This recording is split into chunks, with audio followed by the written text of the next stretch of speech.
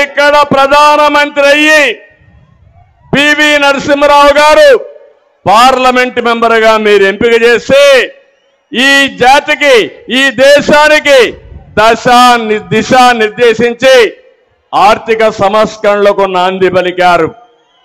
ఆ ఆర్థిక సంస్కరణలు దేశానికి ఈరోజు ముందు చూపుతూ ముందుకు పోయే పరిస్థితికి వచ్చాం.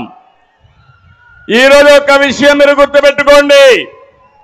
ఆ రోజు పివి నరసింహారావు గారు ప్రారంభించినటువంటి ఆర్థిక సంస్కరణల్ని సమర్థవంతంగా అమలు చేసిన పార్టీ తెలుగుదేశం పార్టీ. ఈరోజు ఇక్కడనే ఆళ్లగడ్డలో నేషనల్ హైవే పోతా ఉందంటే ఆ సంస్కరణల ఫలితం, దానికి నాంది పలికింది ఆ రోజు తెలుగుదేశం పార్టీ. తర్వాతనే దేశం అంతా కూడా అమలు చేశారు. మీరందరూ ఇప్పుడు సెల్ ఫోన్లు వాడుతున్నారంటే ఆ టెలికమ్యూనికేషన్ కూడా సంస్కరణ తీసుకొచ్చింది నేనే తమ్ముళ్ళు అని మీ అందరికి తెలియజేస్తున్నా. ఇంకో పక్క యువత ఉన్నారు, ఇక్కడ చాలా ఉత్సాహంగా ఉన్నారు. ఆ యువతకి నేను ఐటీ ఆయుధం ఇచ్చా. ఈరోజు ప్రపంచాన్నంతా జయిస్తున్నారు. ఆంధ్రప్రదేశ్ మాత్రం నష్టపోతా ఉంది. ఏ విధంగా నష్టపోయిందో మీకు చెప్తాను.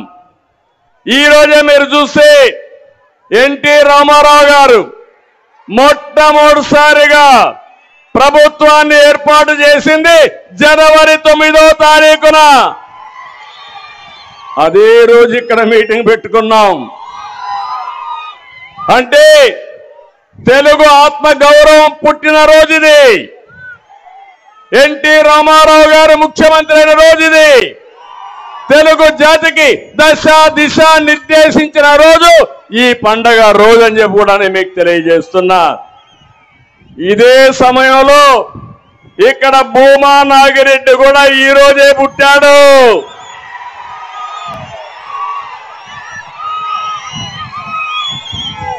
అలాంటి మంచి నాయకుడిని ఈరోజు నేను ఇక్కడికి వచ్చి ఘాటు గొళ్ళెళ్ళి ఆయనకు నివాళులు అర్పించి వచ్చానంటే ఇది నా అదృష్టంగా నేను భావిస్తున్నా. ఈరోజు నేను ఒకటే మిమ్మల్ని అందరినీ కోరుతున్నా. 5 సంవత్సరాల వైఎస్ఆర్ కాంగ్రెస్ పార్టీ పాలన పేదవాళ్ళ పాలిట శాపంగా మారింది. పేదలు నిరుపేదలుగా మారిపోయారు. యువత నిరుద్యోగులుగా మారిపోయారు. నేను అందుకనే ఈ ఆళ్లగడ్డలో ప్రారంభిస్తున్న స్వర్ణ యుగం మళ్ళీ రావాలని మనస్ఫూర్తిగా ఆకాంక్షిస్తున్నా. ఈ మీటింగ్ లో మీరందరూ ఒకటే ఆలోచించాలి.